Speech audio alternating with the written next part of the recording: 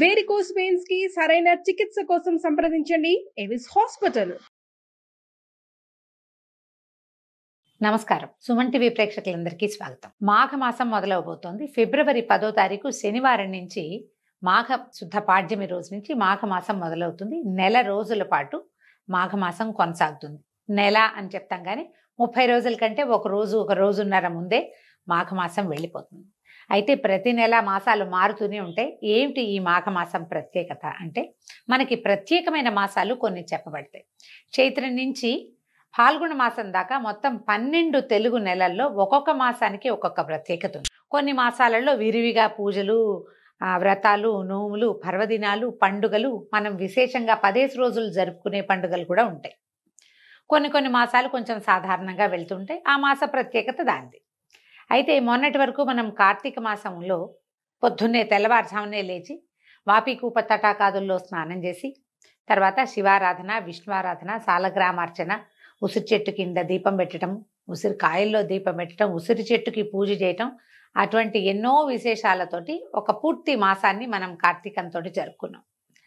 ఆ మాసంలో పురాణ శ్రవణము, పురాణ కథనము కూడా చాలా విశేషమైన విషయం. అప్పుడు మనం కార్తీక పురాణం చెప్పుకున్నాం, మీరందరూ విన్నారు కూడా.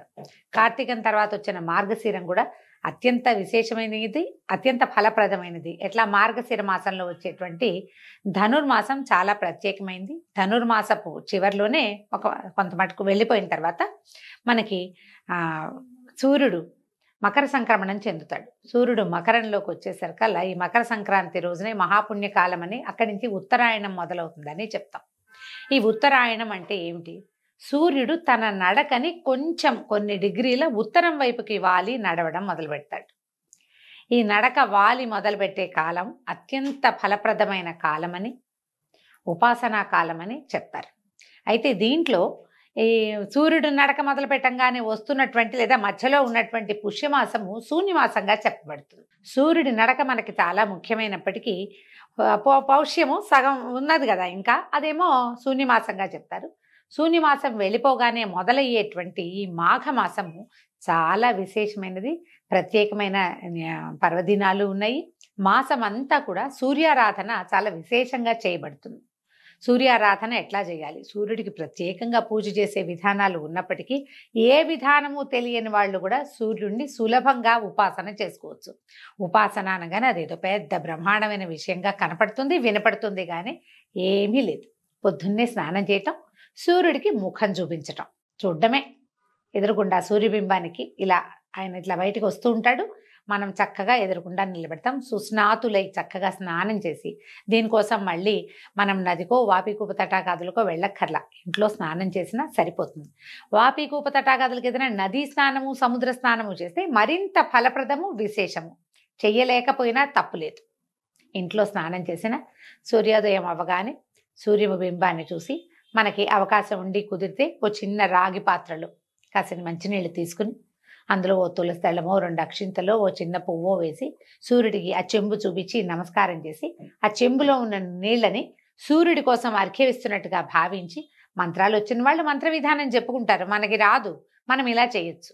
ఏదైనా పచ్చని చెట్టులో ఆ నీరుని సూర్యుడికి చూపిస్తూ గనక పోసేస్తే సూర్యారాధన పూర్తయిపోయినట్టే. మీరు విశేషంగా చక్కగా పాలతోటి పాయసం ఉండి నివేదన పెడతాము అంటే మహత్తరంగా ఉంటుంది. అది సాగకపోయినా నమస్కారము, అర్ఘ్యప్రదానము చాలా విశేషాన్ని సంతరించుకున్నాయి. ఈ నెల రోజులు గనక సూర్యారాధన, సూర్యోపాసన చేసిన వాళ్ళకి ఆరోగ్యం సిద్ధిస్తుంది అని చెప్తారు. ఇది చాలా విశేషమైనదని, ఎన్నో రకాల పాపాలు చేసిన వాళ్ళు కూడా ఈ ఉపాసన వల్ల దాన్ని పోగొట్టుకోగలుగుతారని చెప్తారు. కార్తీక మాసంలో లాగానే ఈ మాఘమాసంలో కూడా మాఘ పురాణం వింటాం, అంటే మాఘమాస మహాత్మ్యాన్ని వినడం కూడా చాలా మంచి విషయం. మాఘమాస వైశిష్ట్యాన్ని చెప్పేవాళ్ళు, వినేవాళ్ళు కూడా తరిస్తారని, ఎన్నో రకాల పాపాలు అవి పోగొట్టుకోవచ్చని, తర్వాత ఆరోగ్యం కూడా సిద్ధిస్తుందని చాలా విశేషంగా చెప్పబడింది. సో ఈ రోజు నుంచి రోజు పొద్దున్నే లేదా ముందు రోజు సాయంత్రం అయినా మనం మాఘ పురాణం చెప్పుకుందాము. సాయంకాలము రిలే మన వాళ్ళు ట్రాన్స్మిట్ చేస్తారు, పొద్దున కూడా వస్తుంది. కుదిరితే ముందు రోజే వినండి, లేదా మర్నాడు పొద్దున, మధ్యాహ్నం, సాయంత్రం, రాత్రి లోపల ఎప్పుడు కుదిరితే అప్పుడు మాఘమాస వైశిష్ట్యాన్ని తప్పకుండా వినండి. ఇది ఒక మంచి అవకాశం కదా. సోషల్ మీడియా వచ్చాక మనకి చాలా మంచి మంచి అవకాశాలు లభిస్తున్నాయి. అందులో ఈ పురాణ శ్రవణాలు ఒకటి. పుస్తకం మనమే తెచ్చుకుని చదువుకోగలిగితే చాలా బాగుంటుంది. కానీ మరి అది పని చేయగలమో లేదు. చేయగలిగిన వాళ్ళు చక్కగా పుస్తకం పెట్టుకుని దేవుడి దగ్గర కూర్చున్నప్పుడే పూజ చేసేసుకోవటము, మాఘ పురాణం చదువుకోండి. అవకాశం లేని వాళ్ళు హాయిగా వినండి, చక్కగా చెప్తాను, సంతోషంగా విని పూజ చేసుకోవటము. సింపుల్ పూజే, కానీ తప్పకుండా సూర్యారాధనని మీ జీవితంలో భాగం చేసుకోండి. పిల్లలకు కూడా దీన్ని అలవర్చండి. సో ఇవాళ నుంచి మన మాఘ పురాణం మొదలు పెడతాం. ఏం చెప్తున్నారో చూద్దాం. మాఘ పురాణంలోని మొదటి అధ్యాయంలో ఉన్నాం. భరతభూమి పవిత్రమైన పుణ్యభూమి. ఇందు నైమిషారణ్యము సకల పురాణ పురుషులకు, మహాయోగులకు, మహర్షులకు నిలయమైనది. అందు సౌనకాది మహామునులు లోక కళ్యాణార్థము ఒక మహాయజ్ఞాన్ని తలపెట్టారు. మరి మహర్షుల జీవితం అంతా మానవ శ్రేయస్సు కొరకే కదా. నిజంగా చూడండి, మనకి 12 నెలలు ఉన్నాయి.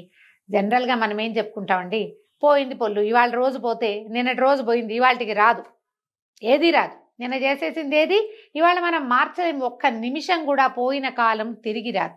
కానీ మనకి నెలలు మాత్రం తిరిగి వస్తాయి, ఆ ఋతువులు తిరిగి వస్తాయి, పర్వదినాలు తిరిగి వస్తాయి. ఈ సంవత్సరం మాఘమాసం ఏమీ చేయలే, పొద్దున్నే ఒక్కరోజు కూడా పొద్దున్నే లేచి సూర్యుడి మొహం చూడలేదు. వచ్చే సంవత్సరం చూడు, పోని నిరుడు చూడలేదు. ఈ ఏడాది చూసేందుకు మనకు అవకాశం ఇస్తుంది. మిగిలినవన్నీ వెళ్ళిపోతాయి, కానీ ఇవి మాత్రం వెళ్ళవండి. మనం పోగొట్టుకున్న కాలం పోతుంది.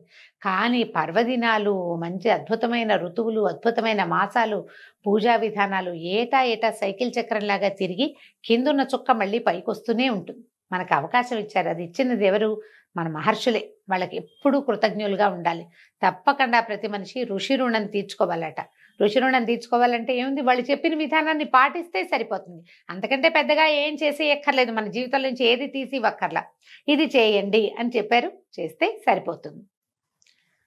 తలపెట్టిన మహాయజ్ఞం పరిసమాప్తం అవటానికి ఒక పుష్కర కాలం పడుతుంది. సత్రయాగం అంటారండి, 12 సంవత్సరాలు పడుతుందట.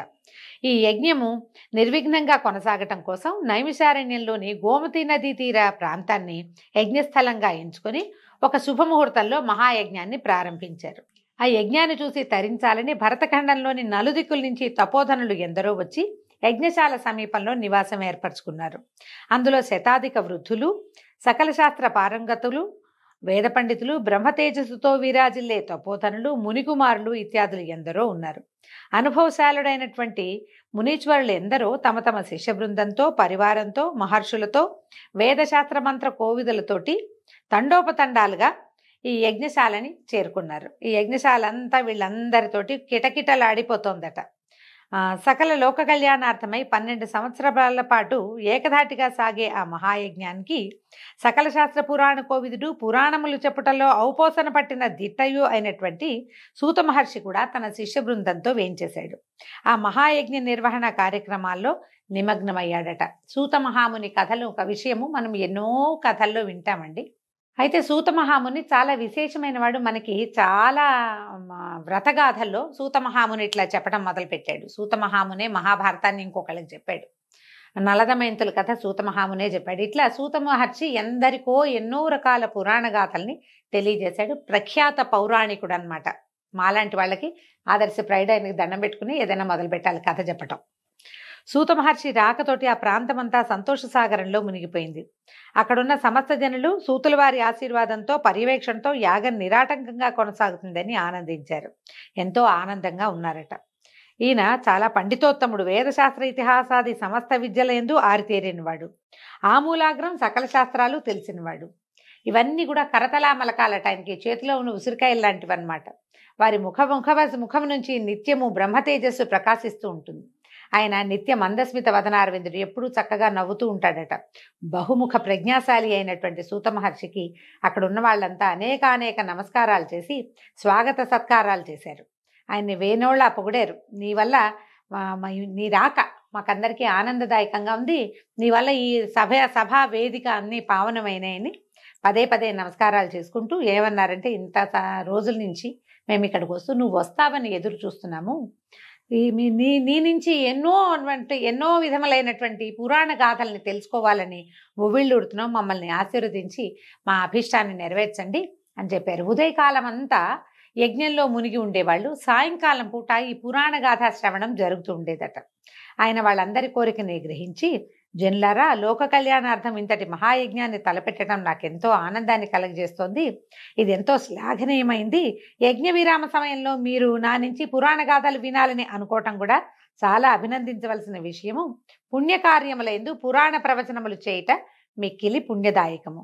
మిమ్మల్ని అందరినీ నా శక్తి కొద్దీ పురాణ ప్రవచనం చేసి తృప్తిపరచగలను. ఇదే నా విద్యుక్త ధర్మం. తప్పకుండా మీ కోరిక నెరవేరుస్తానని చెప్పాడు. ముందంతా యాగంలో మునిగారు. చాలా పనులు ఉంటాయి యజ్ఞం అంటే.